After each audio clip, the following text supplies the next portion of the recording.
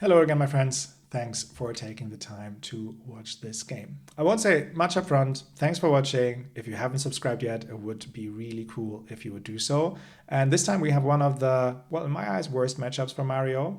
Something that I actually like to play myself a little bit, which is Riptide. So let's dive right in. So obviously against Riptide, it's quite tough because Riptide does have a lot of D-reacts, all of his traps.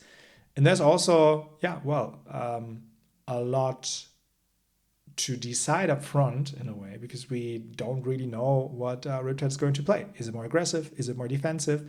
Is it like a mixed bag? Is it a mid-range list? So there is a lot that can happen here. Cool, let's get started with the game. So Riptide is going first here. And they do have the Dreadbore, right? So I need to be careful that I cannot play any D-reacts from my hand. Luckily, I don't bring too many into Riptide as that can be, very hurtful at times because of many playing Dreadbore. I do have 3 blues and the Stains of the Red back. So yeah, going ahead with the Art of Desire Mine to hopefully get Riptide marked here, which would then allow me to either play Mark of the Black Widow first, which probably I should elect if Riptide is getting marked, and then use Stains of the Red back to come in for 5, ideally banishing a card from Riptide's hand.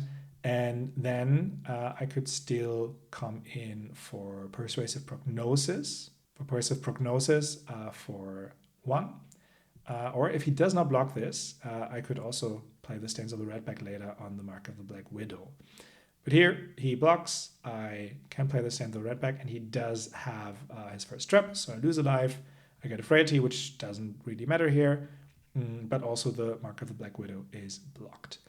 But I still have my Persuasive Prognosis, which, because he's still marked, comes in for 2. But I could have also, if he would have been hit, and I would play the Persuasive Prognosis, I would be totally fine giving the Hunter's Clave in a flick to mark him, to go over a potential 1 block. And here, I mean, it's turn 1. He already gives me his Sarong. So maybe he's not intending to use it, and in this matchup, it's only in as block value. But yeah, getting some equipment in turn 1 is not the worst thing that could happen. But he still has 4 cards. The Bolton Shot I see. He also has an E-Strike, which he chooses to buff power, right? So he's not IPing himself because he has an open arsenal slot due to the New Horizon. He's coming in with 7 damage. But at the same time, my hand does convert quite well, and I'm Tarantula. So pitching into the Hunter's Clave with a Persuasive Prognosis, flicking the Hunter's Clave for a damage is definitely something I could do. Then use the Orbweaver Spinneret and maybe the Chelicera to get value out of the Tarantula Toxin. Or I could play Prognosis for the Clave, and still flick the Hunter's Clave, and then play Spinneret, equip a Chelicera, but don't use it, but play Mark of the Black Widow, and then arsenal the Tarantula Toxin for the next turn to maybe get 6 value out of the Chelicera, or alternatively use it in order for Mark of the Black Widow to hit. Interestingly, he gives me 3 block with a Sleep Dart here on the Clave. Maybe he was afraid of the Tarantula buff, which could have buffed my dagger by 3. But still, it would have only been damage and not any kind of disruption. So I'm fine here with this block. He's losing a little bit of value. Now I can play the Orbweaver Spinneret, as mentioned, equipping the Chelicera, get +3, and use the Mark of the Black Widow, as it is threatening another card from his hand. Okay, so he gives me 6 block. So here I decide to use the Tarantula Toxin on the Drill Shot, so going down to only 3 block, which would take the last card from his hand, which it doesn't because he has a Frailty Trap in Arsenal. It doesn't make me lose a life because I didn't have Go again, but he still has his hand card and the Arsenal card, and he does the same. He passes as last turn to have a 6-card hand next turn. My hand here is quite potent. I mean, I have a blue, I have the Cut from the Same Cloth, and a Kiss of Death. So I could start with, for example, the Kiss of Death. He has 2 blocks 1 trap, and a 3 block in hand. So now sending him the Kiss of Death would come in for 8. So that would be possible, but still quite difficult for him to block. So yeah, it is, I think, fine to do it that way. That would allow me to use the Mark of the Black Widow to pitch into the Clave and Chelicera afterwards, for example, or play the Leave No Witnesses. Probably what I could have done is attack with the Chelicera first for 2 go again, attack him with the Hunter's Clave for 1 go again, ideally mark him again, and then come in with the Kiss of Death. Because now if he blocks this out, I'm IPing myself with 1 card and also creating 3 less damage this turn. Give me 5 blocks, so it will most likely place Boulder Trap, which will, I guess, take 1 block off of my Mask of Deceit. I also lose a life because I have more power than base, and he's blocking this out. So yeah, using the Mark of the Black Widow up front for Clave and Chelicera would have been nice here, because now I need to give him my Snapdragon Scalers, which is not the best value here. Yes, I get the go again, I can flick it, I can play the Leave No Witnesses to threaten his arsenal, but at the end, if I would have done this on a turn where I'm Black Widow, for example, as an agent, that would have been so much better. So yeah, not sure if this was the right play here. I used a resource for the Chelicera, coming in for 2 go again.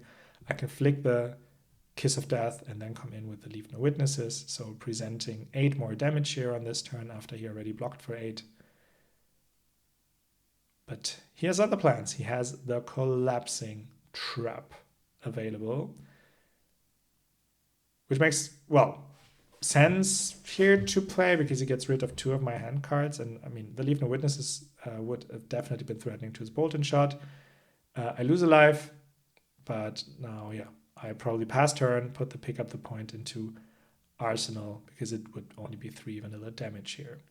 Okay, and so here it actually hurts that I used the Snapdragon Scalers. I naturally roll into Mark of the Black Widow. I have a Kiss of Death. I have a Tarantula Toxin. I have the, well, probably perfect hand for a very impactful Kiss of Death and Black Widow turn, but I don't have the Snapdragon Scalers anymore.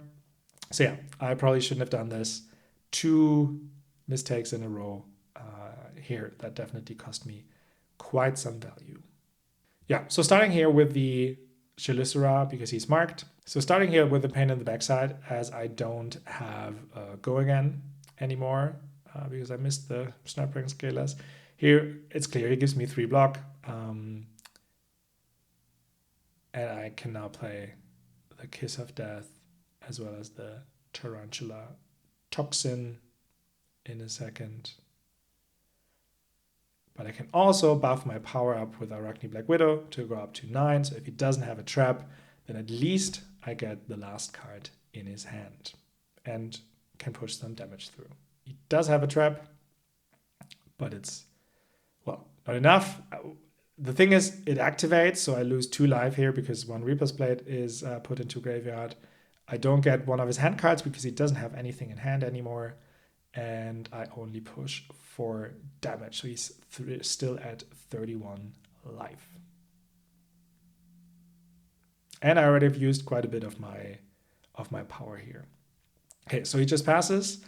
I probably should start with pitching Reaper's Call into Hunter's Clave, or maybe even pitching Just a Nick and Reaper's Call into Hunter's Clave, because otherwise I need to eventually discard the Just a Nick if I play the Codex at the end. Cool. So this comes in for 2. Ideally, I mark him.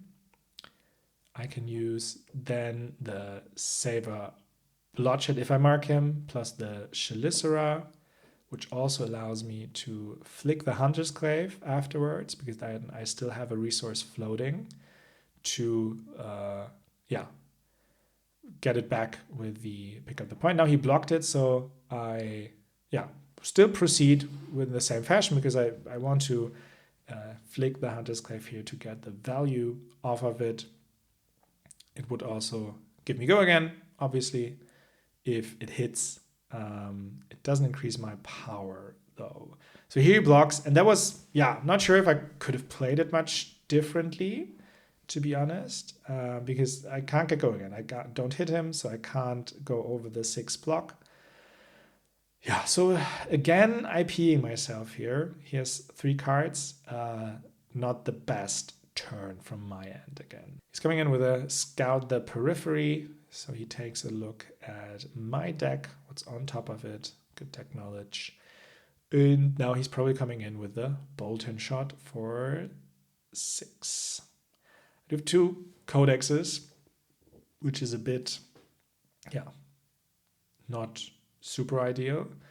I mean, I could block with the Orb Weaver Spinneret. It's basically, I could flick the Chelicera and use the Orb Weaver to create 4 value out of the Orb Weaver Spinneret instead of 3 blocking value. So that's also what I decide here. I take the 6. It's vanilla damage right now. But obviously allows him to reload the card into his arsenal. Not sure what it is. Maybe an Endless Arrow or something similar. No, but it's actually another Bolt-in shot. So coming in for another 4 damage. And it makes sense to definitely play the Bolt-in shot here and not put it into arsenal because I have the funnel web. So I could threaten his arsenal, but at the end he has Trench of the Sunken Treasures, which always allows him to get rid of the card in his arsenal. I'm thinking a bit if I should use Mask of Deceit. Is there anything that I can get into, any of the agents? I mean, Mark of the Black Widow is always really nice to have because it creates a lot of value from my opponent banishing cards. But usually it aligns so well with Kiss of Death, which I don't have, but I also don't have a Go Again option in equipment anymore. So here I decide to go into Black Widow. It can buff the Chelicera. So what I do here is I play the Cut from the Same Cloth, see the hand. There are 2 block cards. Well, the Return Fire, and then there's the Trap of the Tarpit Trap, and 2 3-block arrows. So he has a lot of value to negate my my attack. What I was thinking here is, do I need to respect the Tarpit Trap? But it only says that I lose the on-net effect of action cards. So the on-net from Graphene Chelicera, if I play the Black Widow, that's not something that this could stop. So here he blocks 7. He uses Return Fire for a Drill Shot, so that's coming in hot next turn. And here I play Orb Weaver Spinneret. Don't play it, but I discard it with Black Widow to bring this up to 8. So 1 over the top, but he still has the trap in hand, which he can then discard or play in order for this to be blocked. So next up, I can play my arsenal to get my dagger back, pick up the point. So coming in for 3, retrieving my dagger. And so here's, I think, an interesting play that I could do. So what you see me doing now, I think, is playing the Codex, get a Leave No Witnesses, he gets something into his arsenal, and I play Leave No Witnesses to get rid of it, banish it, and banish the top card of his deck. He played the Return Fire, the Drill Shot would come in for 7, right? So what I could also do in denying him the Drill Shot is playing Codex, but taking something that doesn't destroy his arsenal.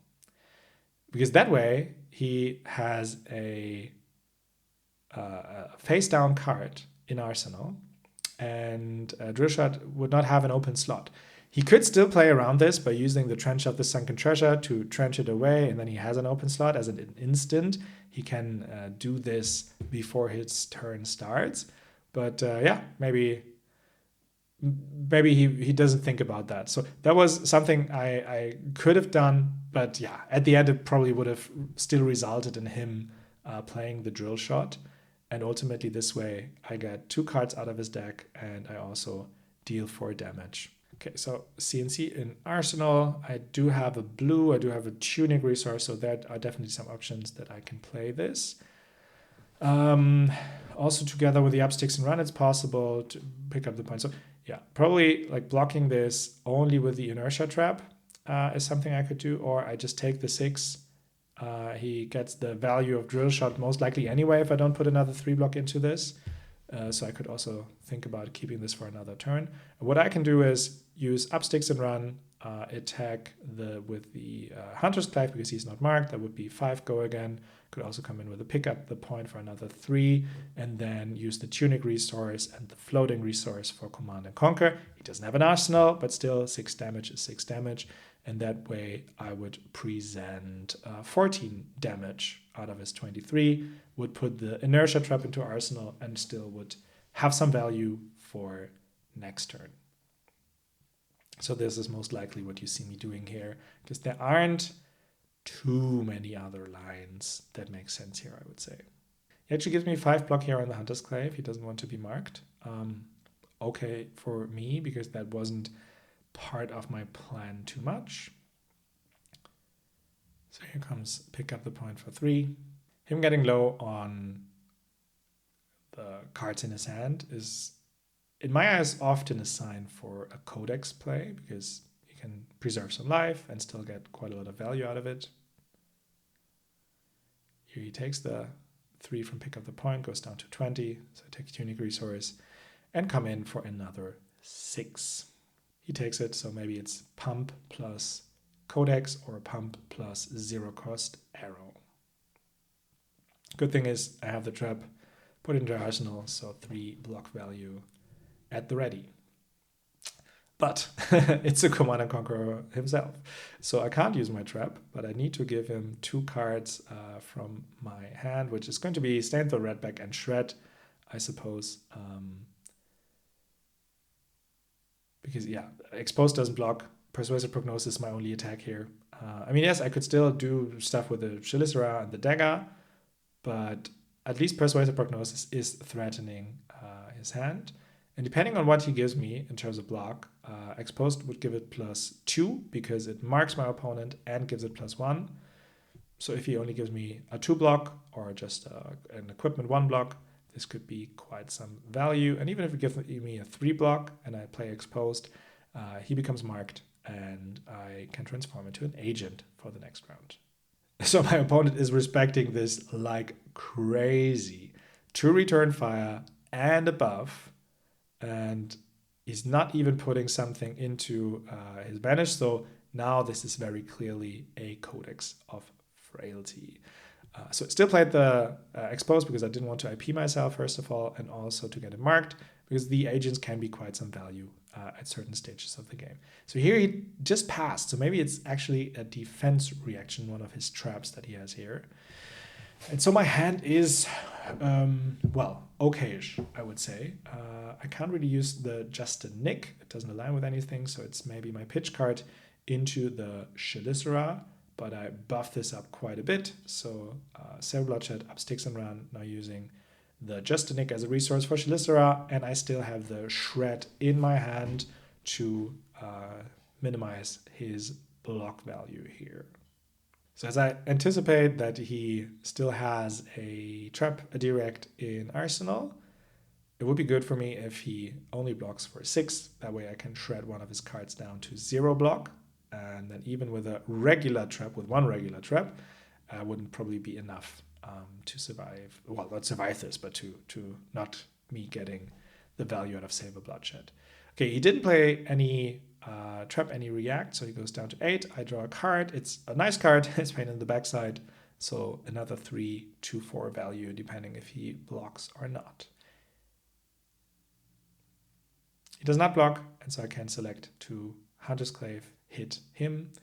Yeah, so he's marked again, and I pass turn. He's down to 4, which is good, right? That's a good range for some of my reactions, and I still have the trap in arsenal. So let's take a look at what my opponent does.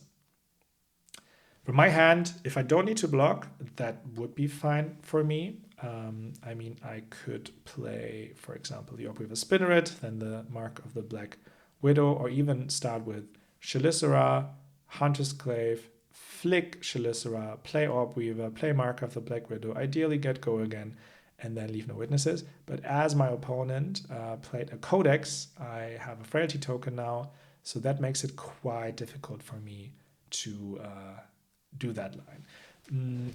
So what I can do here is preserve life, ideally, I guess. So I could give him Mark of the Black Widow, Orb Weaver Spirit, and Art of Desire Body. Art of Desire Mind, sorry. Blocking for 9, so taking 1 damage, losing the block value on the Flick Knives, but I still have my Trap in Arsenal that way. I can attack with Leave No Witnesses, which he needs to block in some capacity, because otherwise he's dead.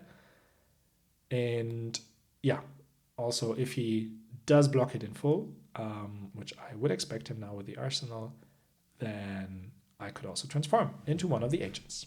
So here he blocks with Trench and a blue Infecting Shot. So as said, he stays marked. But at the same time, he also has a 4-card hand to work with. My next hand is, okay to convert. I mean, he's still marked. I have a Tunic resource, so I can play even Chelicera. I could equip a new one with Orb Weaver. What I didn't see here in this moment of time was actually that he played the Release the Tension. So I cannot play any D-reacts from either hand or arsenal because of his weapon and this card. And 11 is obviously threatening here. So yeah, I think I was expecting for me to block with the Inertia Trap. That would have blocked 6. He would have only done 5 damage. But here I now see, oh, it's blocked. So yeah, I only blocked for 3, so taking 8, going down to 3. And I would have loved to use the Inertia Trap because that way he would not have an arsenal now. But yeah, I should have paid attention to the Release the Tension. But at the same time, he's also only at 4, and there are good ways for me to threaten this. So yeah, electing to come in with Pain in the Backside first probably makes sense because that usually gets me a 3 block, because also otherwise he would be dead. So he stays marked, and I can then play Save a Bloodshed, use the Tunic resource, or not even the Tunic resource because he's Orb Weaver, so just attack him with Chelicera for 5. And then I still have the Shred available to go over. Well, not over, but to reduce his block value so that ideally Chelicera hits. And I can draw another card, which hopefully I can then convert. So it gives me 6 block. So now playing a Shred would reduce his block value to 3. So I would deal 1 damage if he doesn't have another trap. Reduce the mark and get a card. Yeah, and it's not really a card that I like to see in this case because I can't do much with it. I could use the CNC and the Tunic resource to pitch into Hunter's Glaive, but also I have a Frailty token. So yeah, there's not much I can do, and I just need to pass priority. Probably the worst card I could have drawn in this moment of time. I still decide to use it here to come in for 0 because I'm not sure that it really would help me in my next hand. I mean, my opponent only has 2 cards, so not that much damage that can come in, and I still have the trap. So yeah, other cards might help me more in this instance. Yeah, so here he comes in with Endless Arrow and for 7. So I can block 6 with the Justinic as well as the Inertia Trap, which is good because he, partially good. He gets the Endless Arrow back to hand, so that he definitely needs to put under deck, but then he can stack the triggers in a way that obviously the Ponder resolves after the Inertia hit, so he still has his arsenal. And here now my thinking is to ideally close this out by playing Mark of the Black Widow, flicking the Hunter's Glaive, then I can play Take Up the Mantle for transforming into Kiss of Death, though it's at 7 then. He's at 2 because of the flick. And then I can play the Tarantula Toxin to, seal the deal. Because here he already needs to give me quite some block, actually. But so maybe it was a little bit too greasy because now with the Buzzsaw Trap, he negated my power, but I still had the Tarantula Toxin to deny his block value. And so he takes 3 damage if he doesn't have another trap. And so he had 3 pumps. So that would definitely been a very nice turn for him next turn. But he should have blocked with, 1 more card I think would have been enough, I guess. No, he would have taken 2 damage. So he would have needed to, give me New Horizons or give me 2 cards from his hand. Nevertheless, very grindy match. It's very difficult as Mario in my from my perspective to play into Riptide. So probably was a bit lucky to win this game here. But also some lines that I definitely could have played better. If there's anything that you have seen, please let me know in the comments, and I look forward to see you in the next video. Thank you guys.